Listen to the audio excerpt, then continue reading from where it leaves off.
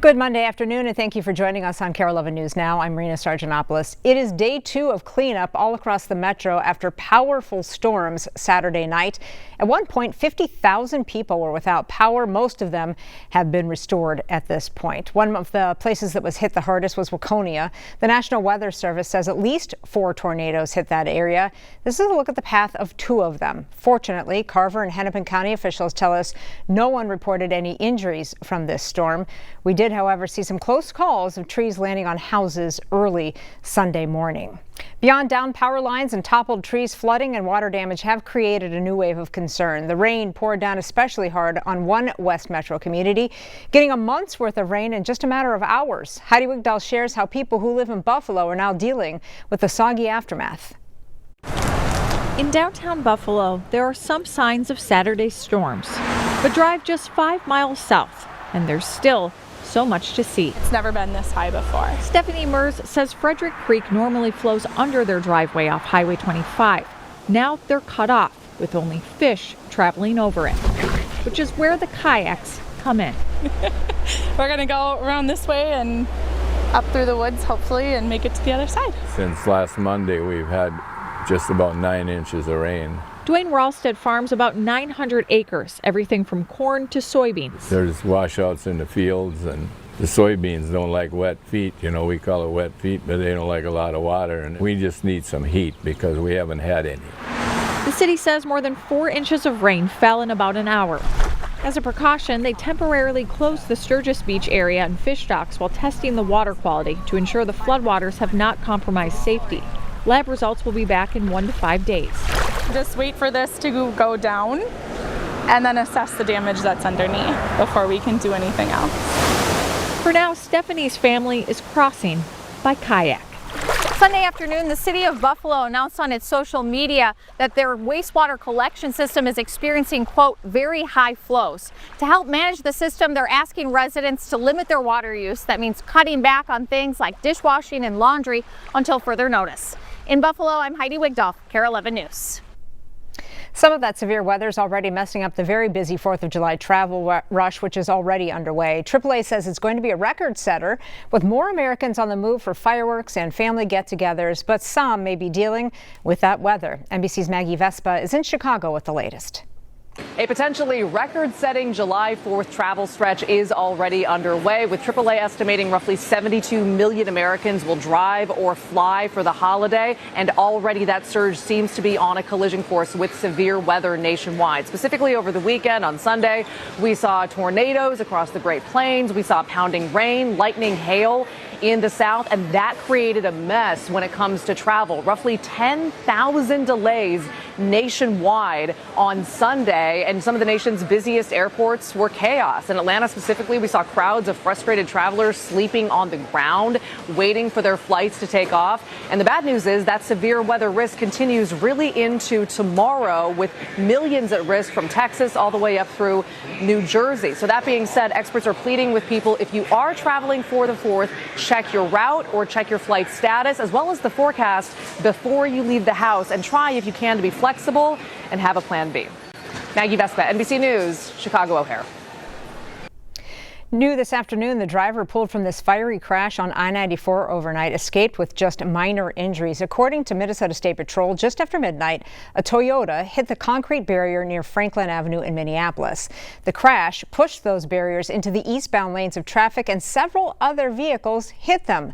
Those drivers, thankfully, were not hurt. Authorities say the driver of the Toyota was pulled from the vehicle before it started on fire. That crash is now under investigation.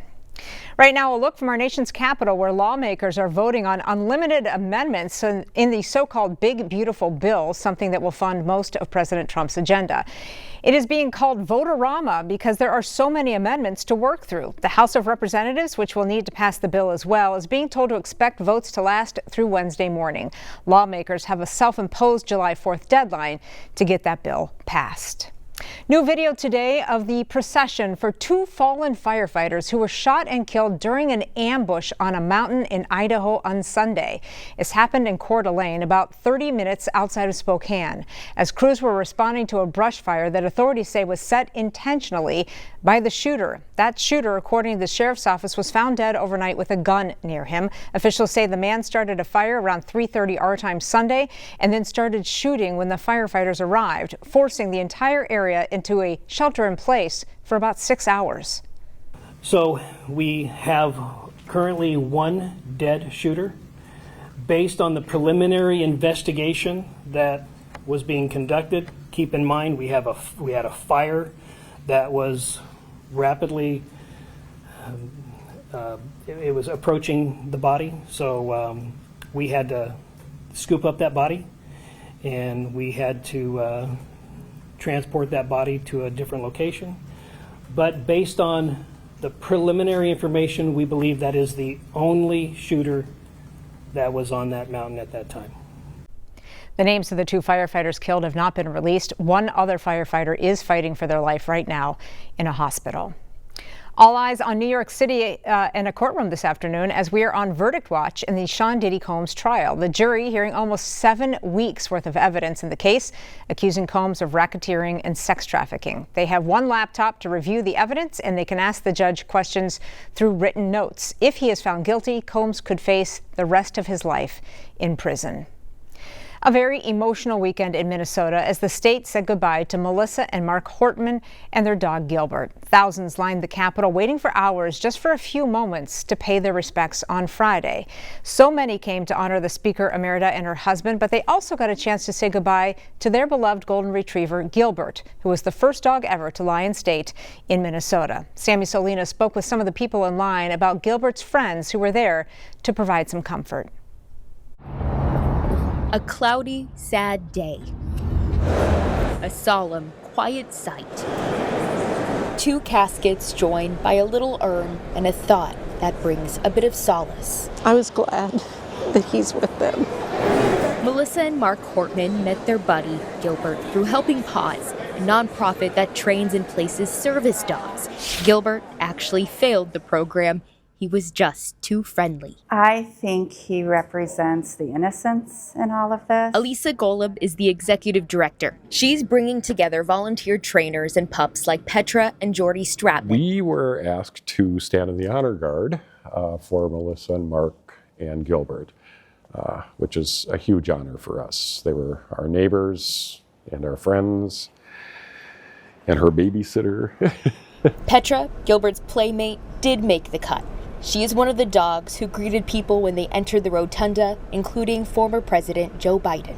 We had a lot of people come up and want to pet them, and of course they're service dogs, so I broke the rules a little bit. He's happy he can give some support, but he's grieving too. It's hard to watch or have people come up and they're crying, and it just makes it harder.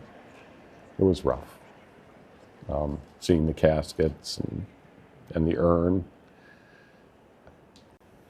it tears at my heart. Gilbert didn't make the cut. It's exactly what they're meant to do, help people. But if that's the job of a service dog, I think Gilbert's purpose was to be with Melissa and Mark.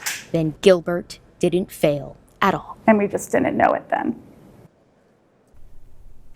Thanks to Sammy Solina for that beautiful story. All right, new today, the Xcel Energy Center is officially getting a new name. I'm going to get it together here. Starting this September, the home of the Wild and Minnesota Frost will now be called the Grand Casino Arena.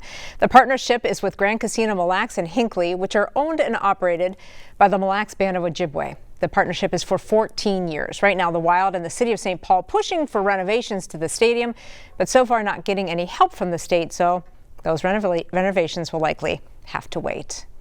Developing right now, a young girl and her father are lucky to be alive after going overboard on a Disney cruise that was out on the Atlantic Ocean. Happened as the Disney Dream was returning to Fort Lauderdale after a 4-night cruise in the Bahamas. Somehow, the girl fell from the 4th deck of the ship, despite the boat's plexiglass safety barriers, and her father then dove in after her. Disney crew members launched a rescue boat within minutes. They were able to reach both the father and his daughter and pull them to safety.